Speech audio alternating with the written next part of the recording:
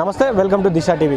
ఎవరైతే రిటైర్డ్ ఉద్యోగులు ఉన్నారో, పెన్షనర్లు ఉన్నారో వారందరికీ కూడా రావాల్సినటువంటి బకాయిలు రాష్ట్ర ప్రభుత్వాలు చెల్లించట్లేదని, అయితే 2024 నుంచి కూడా ఆ బకాయిలు ఇంకా అట్లే ఉన్నాయని, దాదాపు 6 నుంచి 7,000 కోట్లు 8,000 కోట్ల వరకు కూడా వారికి రావాల్సినటువంటి బెనిఫిట్స్ ఏవైతే ఉన్నాయో, వారు దాచిపెట్టుకున్నటువంటి జీపీఎల్ కావచ్చు, ఏవైతే వారు దాచిపెట్టుకున్న డబ్బులు కావచ్చు, అవన్నీ కూడా రావాలని కూడా వారు గతంలో నుంచి డిమాండ్ చేస్తూ ఉన్నారు. ఈరోజు ధర్నా చౌక్ వేదికగా కూడా వారు ధర్నా నిర్వహించడం జరిగింది. మాట్లాడదాం అసలు వారి యొక్క సమస్యలు ఏంటి, వారు దేనికోసం పోరాడుతూ ఉన్నారు.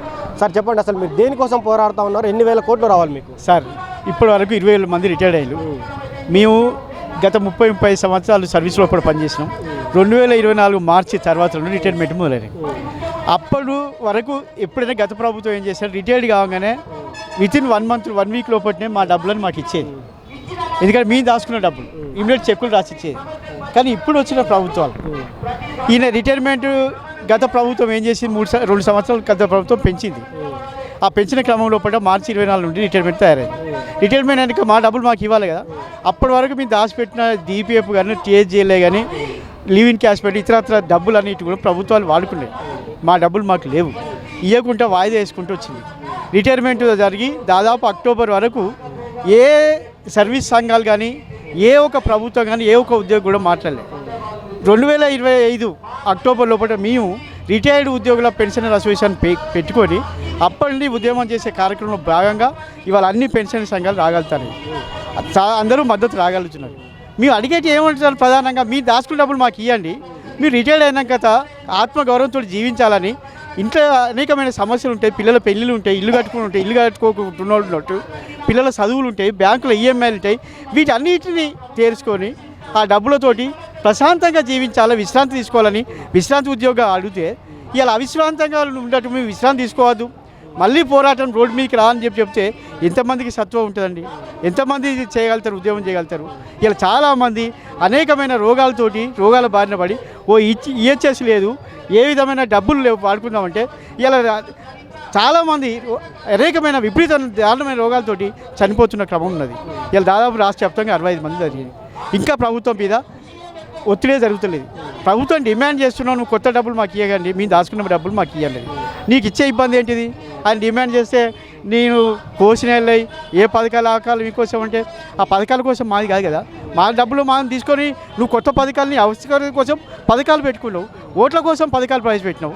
కానీ మా డబ్బులు మాకు ఇచ్చే అధికారం అయితే మాకుంది, అడిగే అధికారం మాకుంది కదా. మా డబ్బులు మాకు అని డిమాండ్ చేస్తే గత ప్రభుత్వం మనం చూసుకున్నట్లయితే 3 సంవత్సరాల వయోపరిమితి పెంచిన దాని మీద అంటే వాళ్ళు ఇప్పుడు ఉన్నటువంటి ప్రభుత్వం ఏమంటుందంటే, ఆ ప్రభుత్వం అన్నాడు భారం మోయలేక ఈ రోజున మా పైన పెద్ద ఎత్తున భారం మోపింది కాబట్టి మేము పరిపాలన మొత్తం మామూలుగా అంటే సర్వసాధారణంగా చేయాలంటే కొంతమంది కొన్ని కష్టాలు తప్ప కొన్ని రోజుల వరకు వెయిట్ చేయాల్సిన పరిస్థితి ఉందని కూడా ప్రభుత్వం సైడ్ నుంచి వస్తున్నటువంటి మాట. మిత్రమా, ఇప్పుడు 2 సంవత్సరాలు అయింది. నువ్వు ఇతరత్ర ఏదైనా చెయ్యి, నువ్వు పెన్షనర్ రిటైర్డ్ అయినాక వారికి ఎన్నో ఆశలతో ఉంటాయి కదా. వాళ్ళు దాచుకున్న డబ్బులు అయితే ఇవ్వాల్సిందే కదా. బ్యాంకు అప్పిచ్చిండు, అదేవిధంగా ప్రపంచ బ్యాంకు నుండి అప్పు తీసుకొచ్చింది ప్రభుత్వం. నెలకు 2-3 వేల కోట్లు అప్పు తీసుకొస్తాను. వాళ్ళు ఏం ఊరుకోరుగా, వాళ్ళకి బాండ్ అయితే ఇచ్చేస్తాను కదా, వాళ్ళకి చెల్లింపులు చేస్తాను కదా. అదే ముఖ్యమంత్రి గారు అదే ప్రెస్ మీట్ లోపల మాట్లాడిన క్రమం లోపల గత ప్రభుత్వం చేసిన అప్పులకు వడ్డీలు కట్టడానికి 5,000 కోట్లు పోతున్నాయని చెప్పగలిగినప్పుడు మళ్ళీ మేము చేసిన అప్పులకు వడ్డీలు కట్టి వాళ్ళు ఊరుకుంటారా?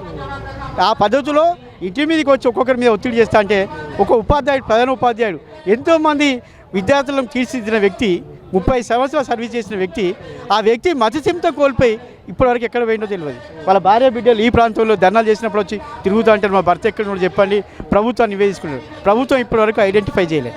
నువ్వు ఇంటెలిజెన్స్ ఉన్నది, అన్ని రకాలుగా ఉన్నది, ఎక్కడో ఉన్న దాన్ని తీసుకోపోయి ఎక్కడో అడవులలో ఉన్న వ్యక్తులను తీసుకుపోయి ఐడెంటిఫై చేయగలుగుతాను. ఒక వ్యక్తి ఎక్కడ పోయినో తెలియని దశలో పూట ప్రభుత్వం ఉన్నదా? ఎందుకు ఇంత నిర్లక్ష్యం చేస్తున్నది? 30 ఏళ్ళు మేము సర్వీస్ చేసినాం, మేము చేస్తేనే ఈ ప్రభుత్వాలు నిలబడతాయి. ప్రభుత్వ పథకాలన్నీ తీసుకుపోయేది ఉద్యోగులం కదా, ప్రజలకు తీసుకుపోయే ఉద్యోగులం కదా. అటువంటి ఉద్యోగులను ఇంత రకంగా హింసపెట్టే పరిస్థితి ఏంటిది? ఈ బాధకి గత ప్రభుత్వం కూడా కారణం అని అంటారా? 100% గత ప్రభుత్వం కారణమే. ఇప్పుడు వచ్చిన ప్రభుత్వం గత ప్రభుత్వం యొక్క లోపాలను దృష్టిలో పెట్టుకొని మేము ఈ ప్రభుత్వాన్ని ఎన్నుకోగలిగి జరిగింది. గత ప్రభుత్వం యొక్క లోపాలను దృష్టిలో ప్రభుత్వాన్ని తొలగించగలిగినాం, చేయగలిగినాం. కాబట్టి వచ్చిన ప్రభుత్వం మాకు హామీలు ఇచ్చింది. ఎన్నికైనా 2 నెలల లోపల మీ పెండింగ్ పనులన్నింటి పూర్తి చేస్తా, పెండింగ్ బకాయిలను ఇచ్చేస్తా, 6 నెలల్లో పిఆర్సీ ఇస్తా, అన్నీ చెప్పగలిసి డిఏలు ఇస్తాను. 5 డిఏలు కాలినది ఇంతవరకు, పిఆర్సీ 3 ఒక్కటి అది 5-6 డిఏ అంటే ఒకటి ఇస్తారు. ఇది చేసిన ప్రభుత్వం ఇక్కడ.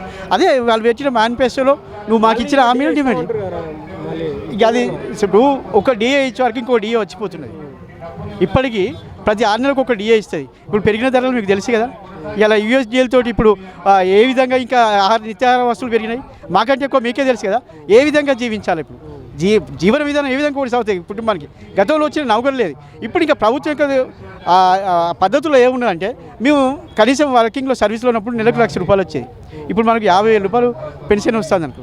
50,000 అయితే మిగిలినాయి కదా. అట్లా 20,000 మంది ఇప్పుడు రిటైర్డ్ అయినారు. అంతమంది డబ్బులన్నీ ఎక్కడికి పోతున్నాయి. ఆ డబ్బులు మాకు ఇచ్చినా కూడా ఇలా తొందర సమస్య పరిష్కారం అవుతాయి కదా. అదే మీ ప్రభుత్వం డిమాండ్ చేస్తున్నాం. ఇచ్చే డబ్బులన్నిటి కాంట్రాక్టర్లకు ఇచ్చుడు, కమిషన్లకు వచ్చే ఇచ్చుడు కాదు. మీరు చేసుకున్న డబ్బులకు మాకు ఇవ్వాలని చెప్పి ప్రధానమైన డిమాండ్ చేస్తున్నాం.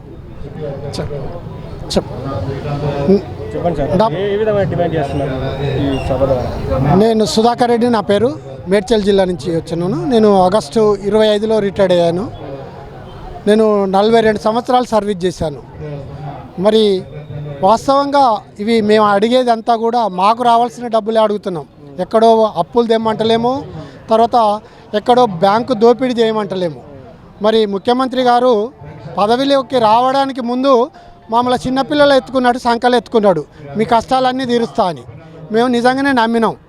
మరి నమ్మి ఆయనకు ఆ ప్రభుత్వం మీద ఉన్నటువంటి వ్యతిరేకతతోని, అంటే అతడు మా పట్ల కొంత అంటే దొరపోకి పోవడం వల్ల ఆ ప్రభుత్వం మీద విరక్తితోని ఈయన వస్తే కొంత మంచిగా చేయొచ్చు అనేటువంటి ఉద్దేశంతో ఈయనకు ఇప్పుడు ఇక్కడ ఉన్నటువంటి వాళ్ళు కానీ మా ప్రభుత్వ ఉద్యోగులంతా కూడా సహకారం చేశారు. ఎందుకంటే వారికి వచ్చినటువంటి మెజార్టీ కూడా పెద్ద ఏదో బ్రహ్మాండమైంది కాదు.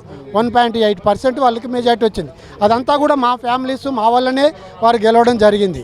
మరి అలాంటి సందర్భం లోపల వారు మేనిఫెస్టోలో కూడా పెట్టింది ఏంటి అంటే 6 నెలల్లో మీ ప్రాబ్లమ్స్ అన్నీ కూడా తీరుస్తానన్నాడు. మరి అన్నప్పుడు ఒక బాధ్యత గల వ్యక్తి మరి అంటున్నాడు, నమ్ముతాము కదా, మేము అలానే నమ్మాము. మరి ఇవాళ మేము చూసినట్లయితే 2.5 సంవత్సరాలు దాటింది. మరి 2.5 సంవత్సరాలు అవుతుంది. మరి ఇప్పటి వరకు మరి మాకు ఎలాంటి డబ్బులు ఇవ్వలేదు. రిటైర్డు 24 మార్చి తర్వాత అయినటువంటి వాళ్లకు కేవలం వాళ్ళు ప్రకటనలు మాత్రమే చేస్తున్నారు. ఇవి వచ్చినాయి అవి వచ్చినాయి, ఏవి రాలే. ఇదంతా పచ్చి అబద్ధాలకు తెగించింది ప్రభుత్వము. ఇది కరెక్ట్ పద్ధతి కాదు. ఎవరికి ఏమీ రాలేదు అన్న నిన్న కూడా మేము ప్రగతి భవన్ పోవడం జరిగింది. అక్కడ మేడంకు అక్కడ కలెక్టర్ గారికి చెప్పడం జరిగింది, మాకు ఎవరికి రాలేదమ్మా, మీకు వచ్చేటువంటి మీరు చెప్పేదంతా తప్పుడు సమాచారం. అంటే ఎందుకు రాలేదంటే ఇగో ఈ పద్ధతిలో రాలేదు. ఆల్రెడీ జీపీఎఫ్ ఉంది. సర్వీస్లో ఉన్న వాళ్ళు కూడా భయానికి గురై అందరూ అప్లై చేసుకున్నారు. మేము రిటైర్డ్ అయినాం మొన్న 2 ఏళ్లలో. అంతకుముందు వాళ్ళు అప్లై చేసుకున్నారు కనుక వాళ్ళు సీనియర్లు అవుతారు. అందరికీ వాళ్ళకే పోతున్నాయి, మాకు రావలేదు. అంటే అప్పుడు ఆమె ఆ పాయింట్ను క్యాచ్ చేసి సరే నేను అధికారుల దృష్టికి తీసుకుపోతాను అని చెప్పారు. కానీ అంటే ఇది పరిస్థితి. అంటే ప్రభుత్వము అసెంబ్లీలో ప్రకటించిన, పేపర్ ప్రకటనలు ఇచ్చిన, జేఏసీ సమక్షాలలో చెప్పిన తప్పుడు వార్తలు చెప్తుంది. మా విషయంలో మాత్రం ఇది 100కి 100 తప్పే. ఇక్కడ మరి డబ్బులు వస్తే మాకేం పని లేదా? మేమంతా సీనియర్ సిటిజన్. మేమంతా కూడా రోగాలు, నొప్పులు, షుగర్లు, బీపీలు, రకరకాల జబ్బులతో ఉండే వాళ్ళం. నాకు 70 లక్షలకు పైన రావాలి. మరి అవి ఇస్తే నేను సబ్దాకి ఇంట్లో ఉంటా కదా. మేము ఆ కేసీఆర్ అది మన ముఖ్యమంత్రిని, మంత్రివర్గాన్ని, ఆ యొక్క నాయకులను తిట్టవలసిన అవసరం ఉండదు. మరి డబ్బులు లేకపోతే మేము గిట్లనే బజార్లు అంటే తిరుగుతాం, ఇచ్చిన దాకా తిరుగుతాం, ఇంట్లో ఏం కూర్చోం. ఇంకా ఆయన పీరియడ్గా 2.5 ఏళ్ళే కదా, ఈ 2.5 ఏళ్ళు కూడా తిరుగుతాం. ఆ తర్వాత దాని ఫలితం ఎట్లుంటుందో తర్వాత ఆయనకు తెలుస్తుంది. ఇప్పటికైనా వారు ఏంటంటే ఇప్పటికి 67 మంది చనిపోయినరు. ఏమాత్రం ఇటు పక్క చూడాడు ఏందన్నట్టు ఆయనే అంటే 1 వేలో పోతుండు. అంటే మీరు చావండి నాకేందన్నట్లు వ్యవహరిస్తున్న ముఖ్యమంత్రి. అది కరెక్ట్ పద్ధతి కాదు. వారు తక్షణమే స్పందించి మాకు రావాల్సిన డబ్బులు ఇవ్వాలని నేను మీ ద్వారా వారికి డిమాండ్ చేస్తున్నాను.